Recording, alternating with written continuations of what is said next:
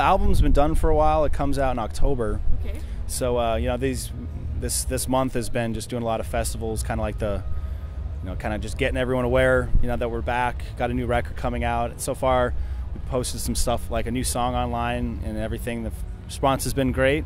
So yeah, it's just another new Trivium record, kind of taking what we did from the last record and also elements from all the other records and just try to make a bigger album, just making like a big metal anthem type record, so just kind of took everything that we like about metal and just tried to make our own stuff out of it. So it's exactly kind of what we wanted to make, and we felt all the aspects of the record, for the production, the songs, the energy and everything, was what we set out to do. So we're really proud of the record, and just really looking forward for everyone to hear the whole thing, because it's definitely a record that you kind of get a better appreciation for it from listening from start to finish and hearing all the different I guess the journey you take throughout the songs, because the record's got a lot of I guess different types of songs that kind of have a different vibe than anything we put out before. So it's definitely a fun listen, and I think our fans are going to enjoy it.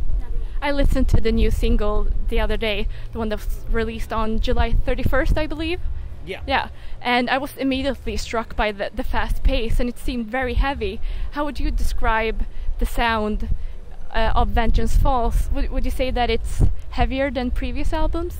It's got a different dynamic. I think the production is definitely thicker and beefier than the other records, which gives it a really cool vibe.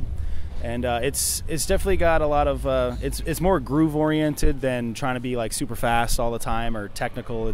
But we did from the previous records a lot more simplified.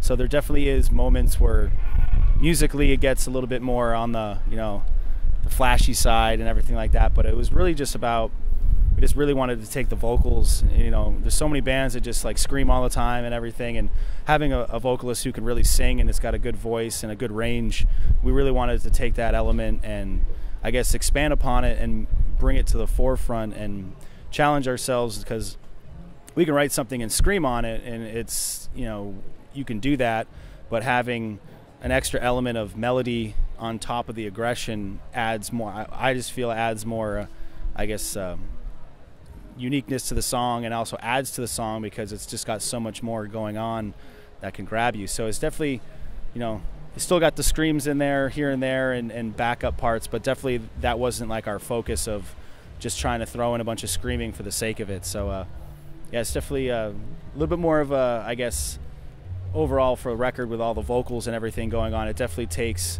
maybe a listener or two to kind of absorb everything and kind of be like, all right, yeah, I get it. So we can expect a bit more groove, a bit more melody for Vengeance Falls? Yeah, a lot of groove, a lot of melody, but it's still very metallic and aggressive. But just kind of taking what we've done and just kind of try to go make something new out of it. Sounds promising in my ears, at least. So for this album you worked with David Draiman, known from Disturbed and Device. How was it working with him? It was great. He's been a fan of the band since we started, and we've seen him. Got rain in the face, but we've seen him throughout the years. And the last tour we did with him before, I guess it was one of the last tours before Disturbed went on hiatus, was the Mayhem tour we did in 2011, and we gave him a copy of In Waves before it came out.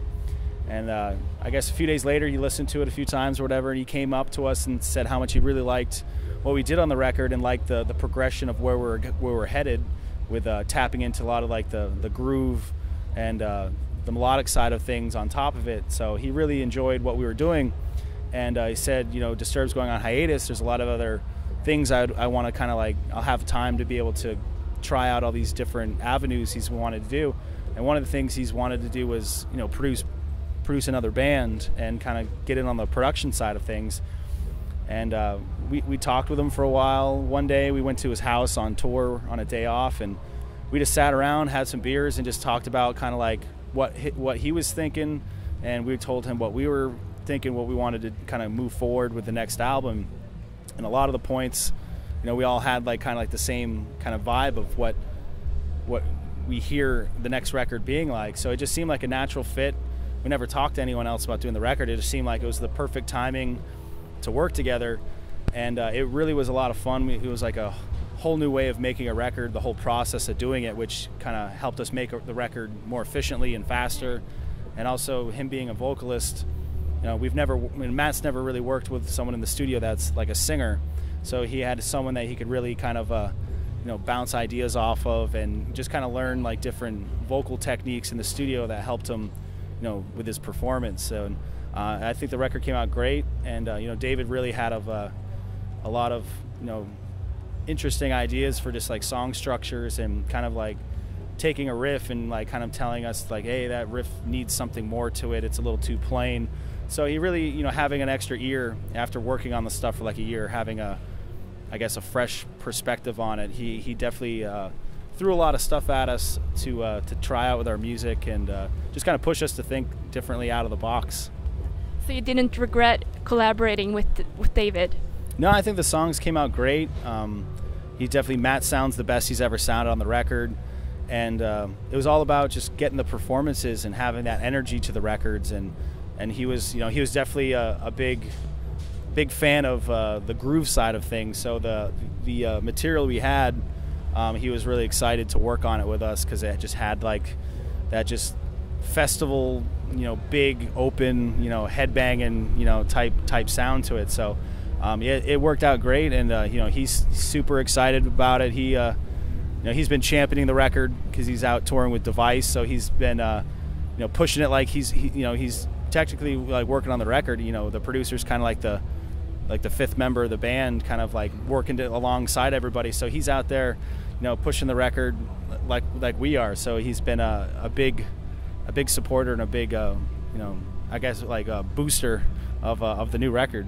Yeah, I've read a couple of interviews with David, and he seems to be promoting you quite a lot. And one of the things that I've read, that he calls Vengeance Falls a defining moment in Trivium's career. Is that something that you can agree to?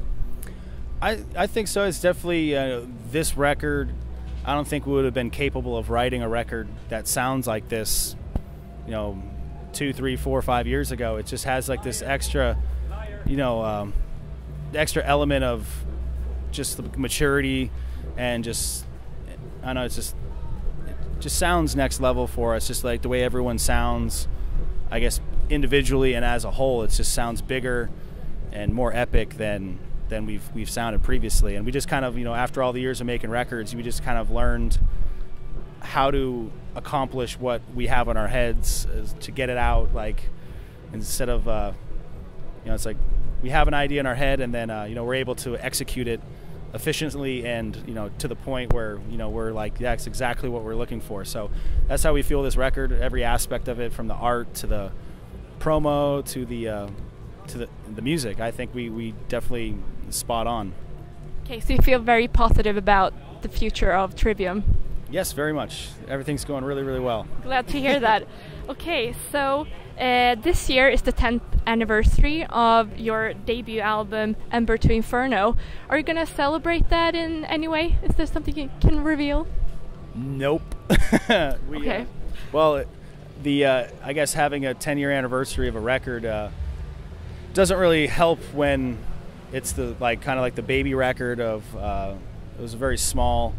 I guess when it came out, no one really knew too much about it. It was later on that more people found out about it. So it wasn't like a landmark thing for us. Ascendancy would be like the first record we would do like any kind of special 10-year thing for. But Ember kind of has the issue of falling at the same time as we have a brand new album. That's kind of more of the focal point.